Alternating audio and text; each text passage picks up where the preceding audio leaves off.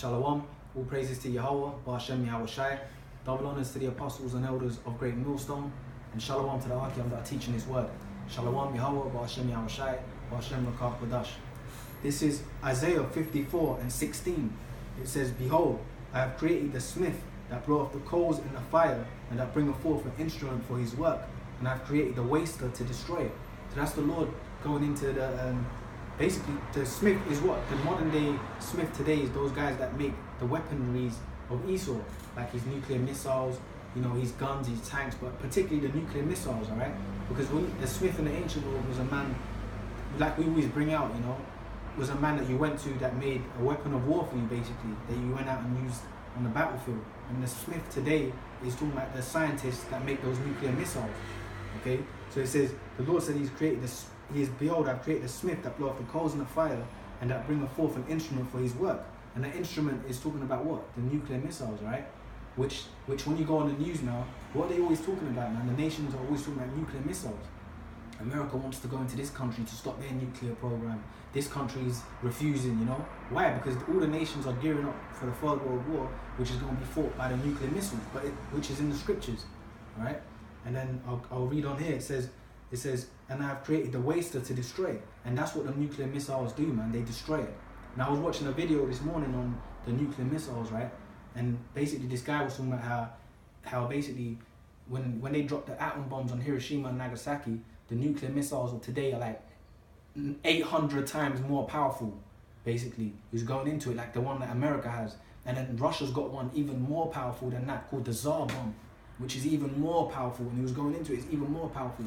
And he was saying that Russia did testing in I can't remember what part of the country, on an island off of Russia, they did tests basically. And when it dropped, basically the power of it basically the surrounding countries, I mean, they did a test on it, innit, basically, and the surrounding countries, like, you know, Norway and Sweden and all that, windows were shattering. That's what it looked like. That's how you're up. Right, still, yeah? Yeah. Okay. Yeah, basically, they did the testing, yeah, right? And they said that when they did the testing of it, the impact was so strong that in surrounding places, windows shattered just off of the noise, you know? Like countries far off and stuff, windows were shattering just off of the impact of it, basically. You know, it's a good video. It's called it's on the YouTube, basically. It's basically talking about the nuclear missiles on the YouTube, right? But basically the power of them. So he said it's like America's got one 800 times more powerful than. Don't quench your spirit, bro. Go your spirit. 800 times more powerful than what you call it? What's the ones called, man? The Hiroshima, like the atom bomb. Right? Atom bomb. So yeah. That shows you how powerful that the weaponry that we're dealing with in today's society, that the Lord has them made. That goes back to the scripture. I've created the smith that bloweth the coals in the fire. Said, behold, I've created the smith that bloweth the coals in the fire, and that bringeth forth an instrument for his work, and I've created the waster to destroy it. That's the nuclear missiles, right? So I'll go into this here. This is that's blatant, talking about the nuclear missiles, man. But you have to have the understanding of it, because people will scoff saying, how's that talking about the nuclear missiles? You got to extrapolate, man. You know what? And it ain't for you. It ain't for the masses anyway, man. It's for the elect that's gonna understand it. Okay, I'll get this here.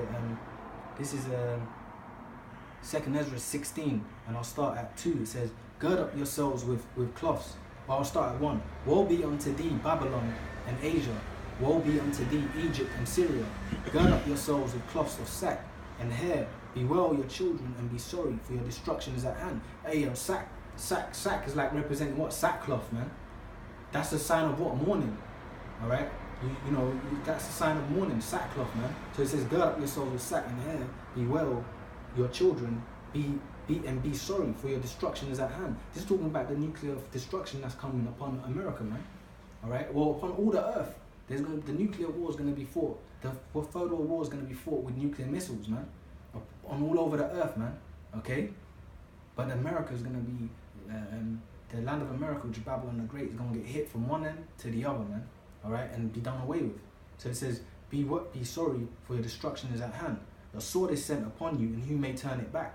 So and the Lord put a question mark here, because who's going to turn it back? Once them nukes are shot from them silos, nobody can turn them back, because the Lord's ordained them to hit where they're going to hit.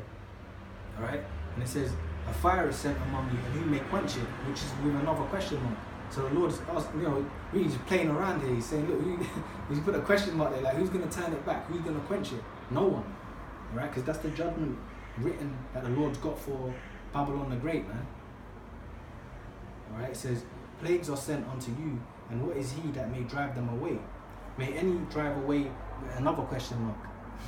All right, it says, may any drive away a hungry lion in the wood, or may anyone quench the fire in the stubble when it have began to burn? Yeah, so when you like that, may anyone drive away a hungry lion? When you got a lion ready to eat, who can stop a lion, man? You know what I'm saying? No one. So the Lord even put a question mark there. No one can stop that lion, right? So that's like them missiles, man. They're gonna be shot, and no one ain't gonna be able to stop them. They're gonna hit their target, right? And it says a hungry lion in the wood, or may anyone quench the fire in the stubble when it have began to burn? May one turn again the arrow that is shot of a strong archer? These are all question marks too. And it says the mighty Lord sendeth the plagues, and who is he that can drive them away? Okay, and it says a fire shall go forth from his wrath, and who is he that may quench it? And that's, I'll stop it there so I can get the book of Revelation 18. But that's the point. The missiles are gonna be shot off, and who's gonna be able to quench them? Who's gonna be able to stop them? No one, man. Because why? Because that's the judgment that Yahweh Hashem Yahushai has for the earth this time around, man. Because the first death was what? The water, man, during the time of Noah. So this is the same thing. The second death is what? The nuclear fire, man. Alright? And the brothers that's of the elect, we're like in Noah's stead, man. Lord willing to be delivered, man. Alright? So I get this here. This is book of Revelation, okay, 18, and I'll start at 1. It says, and after these things I saw another angel come down from heaven, having great power, and the earth was lightened with his glory. And he cried mightily with a strong voice, saying, Babylon the Great, that's America, Babylon the Great, is fallen, it has fallen, and has become the habitation of devils, and of the hold of every foul spirit, and a cage of every unclean and hateful bird. Because guess what? That's all that's going to be able to dwell there. The unclean, it says habitation of devils, and hold of every foul spirit, and a cage of every unclean bird. Right?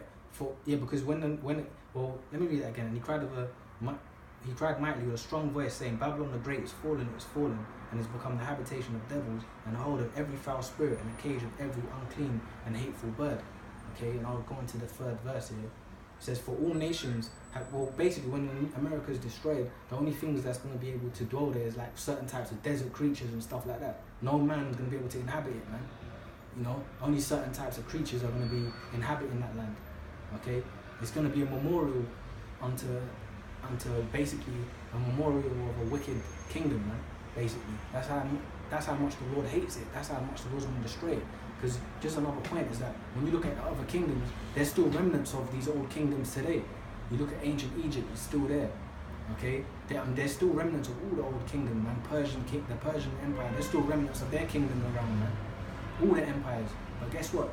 Well, there's still remnants of Rome. Okay, ancient Rome. But then new Roman Empire, which is Babylon, America, is going to be a memorial, man. It's going to be done away with totally. Okay, so it says, for all nations have drunk of the wine. I'll read this here. It says, for all nations have drunk of the wine of the wrath of her fornication, and the kings of the earth have committed fornication with her, and the merchants of the earth are waxed rich through the abundance of her delicacies. And that tell me that ain't talking about America, man. That's talking about America. It says it says all nations have drunk of her wine, meaning her philosophy, man, her doctrine is all over the world, right? Her doctrine is pushed all over the earth, man. Okay? And then it says the way of life, right? And then it says and it's become the habitation of devils, and the hold of every foul spirit. Fornication. The kings of the earth have committed fornication with her, and the merchants of the earth are waxed rich through the abundance of her delicacies. Yeah, because the nations have gotten rich with her. That's why when it gets destroyed, the other nations, they're going to be happy that it's destroyed, but then at the same time, they're going to be, the kings of them other nations, they're going to be upset at the same time. Because why? They were making dineros with her, basically. They were getting rich, okay? They were getting rich with her, man. The only people that ain't getting rich as a people over there is who? The nation of Israel, man. You're catching hell over there, so-called Negroes, Latinos, Native Americans. You're in the ghettos over there, man. You're in the lowest parts of that land, you know, a select few might make it here and there, getting deals with Israel. But as a whole, you're messed up over there, man. But all the other nations, they're waxing rich with it, man. Building up their economies, man. Right? And then it says, okay, and it says, and I heard another voice from heaven saying, come out of her, my people, that ye be not partakers of her sins, and that ye receive not of her plagues. That's talking about them chariots that are going to deliver the children of Israel, man. Okay, they're going to deliver the elect from the land. That's the brothers that's doing the work.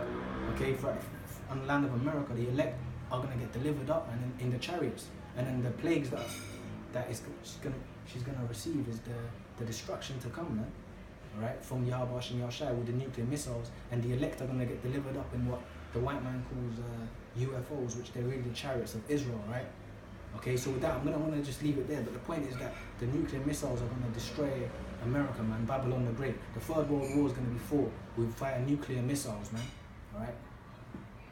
So with that, I'm gonna say all praises to Yahweh, Ba'ashem Yahushua.